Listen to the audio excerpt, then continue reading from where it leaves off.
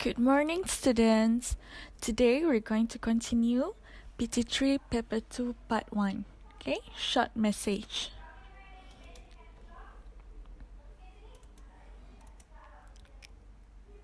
So first, read the instructions carefully. So baca arahan.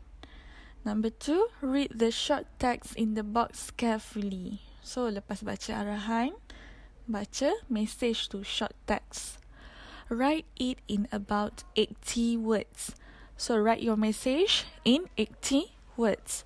Do not write too long. Okay, usually please don't write more than 100 words. Okay, so don't write too long. Jangan tulis panjang sangat. Number 4, do not write how are you, I hope you are fine. Okay, so don't start your message with how are you. Okay, jangan tulis how are you. Don't. Okay, lastly, elaborate your points. Elaborate tu maksudnya huraikan, jelaskan. Elaborate your points, explain it and give more details. So, huraikan lagi, jelaskan lagi, bagi contoh ke, give examples. Alright. So, the marking criteria for excellent band. So, macam mana nak dapat markah yang tinggi? Number 1, the task fulfill. So, kamu betul-betul jawab soalan. Dia minta apa suggestion, you give suggestions. And then, all content is relevant.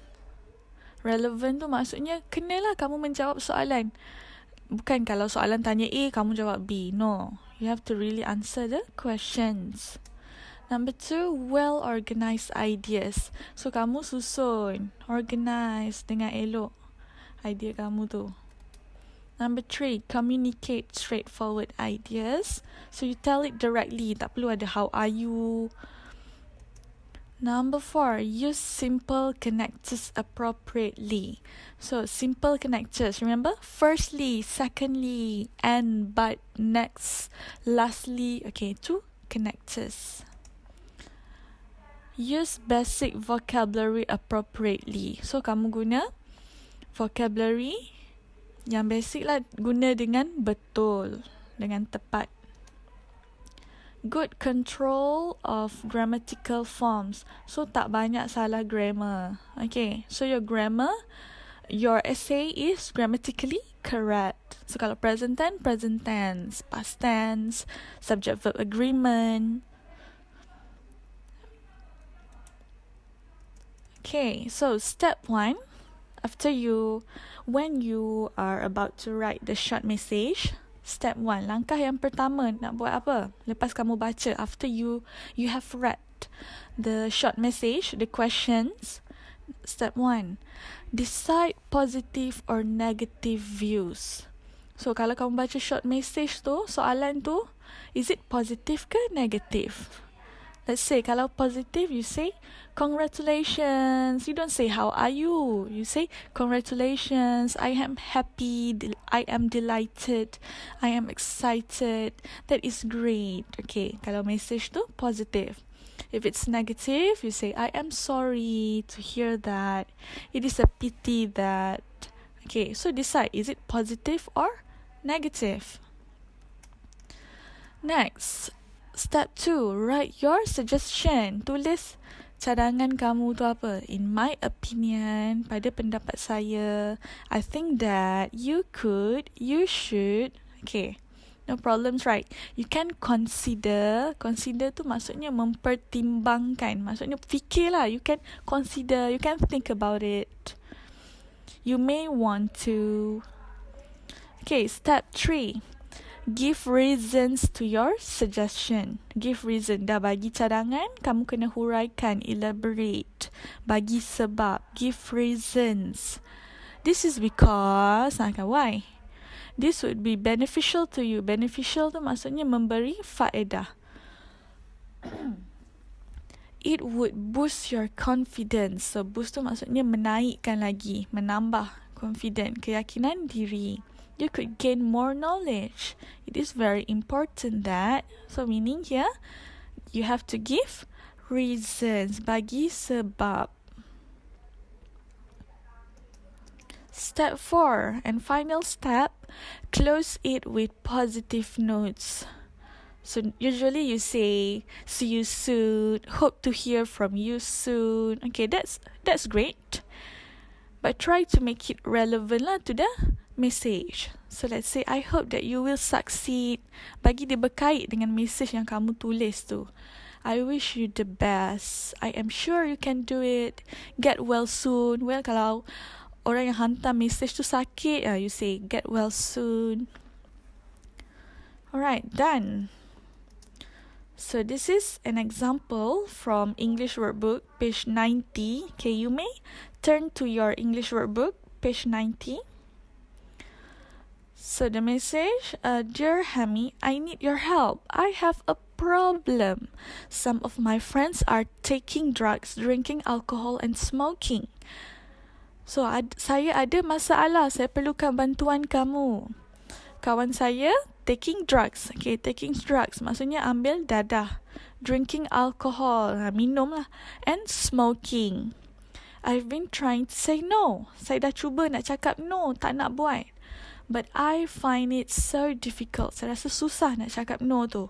I don't want to be branded as a spoilsport or make them angry with me. So dia nak kawan kan. So dia tak nak lah nanti kawan dia ingat dia ni tak sporting lah, tak cool.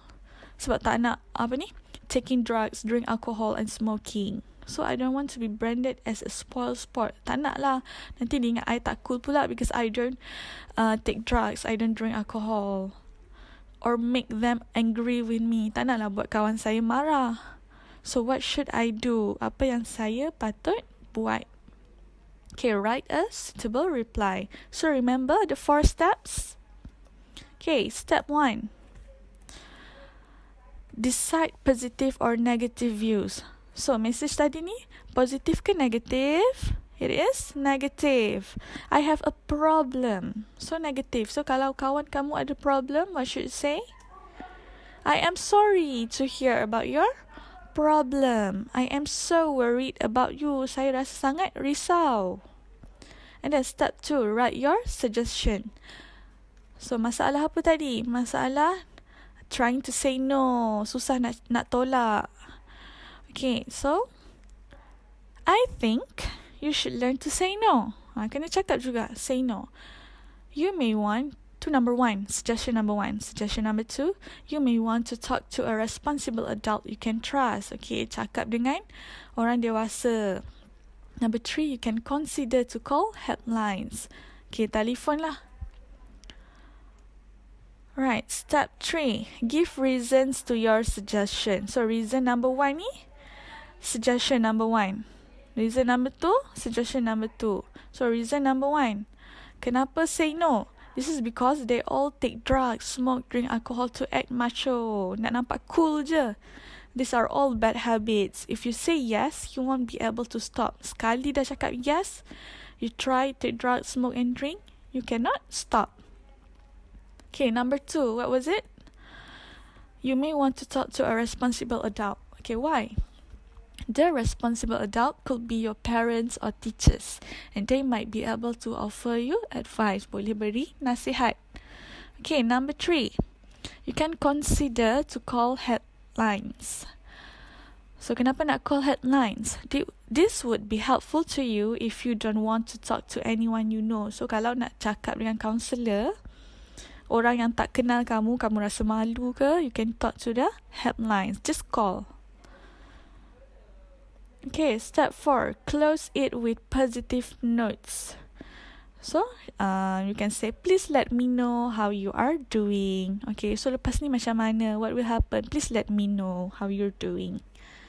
Okay. So, the final message, I am sorry to hear about your problem. This is step 1, negative, right? So, cakap sorry. I am so worried. Okay, this is suggestion 1. I think you should learn to say no. Why? This is because they all take drugs, smoke, drink alcohol to act macho. These are all bad habits. If you say yes, you won't be able to stop. Tak boleh berhenti kalau you say yes. To number 1. Number 2, next. You may want to talk to a responsible adult you can trust. Why? The responsible adult could be your parents or teachers, and they might be able to offer you advice. Okay, number 3. Third suggestion. Lastly, you can consider to call helplines. Why? This would be helpful to you if you don't want to talk to anyone you know. Please let me know how you're doing. So please let me know ni step 4, penutup dah, close. Okay. So your turn. Okay, kalau ni short message ni kamu boleh silent in your English workbook. Okay, this one you have to write on your own. Turn to page 110. Okay, paper is actually paper 2, alright? Read the message. Hi Sheila, Mrs. Tan wants me to stay back after school today to help her sort out the library. Maksudnya, Mrs. Tan ni cikgu dia lah. Cikgu dia minta tolong kemas library.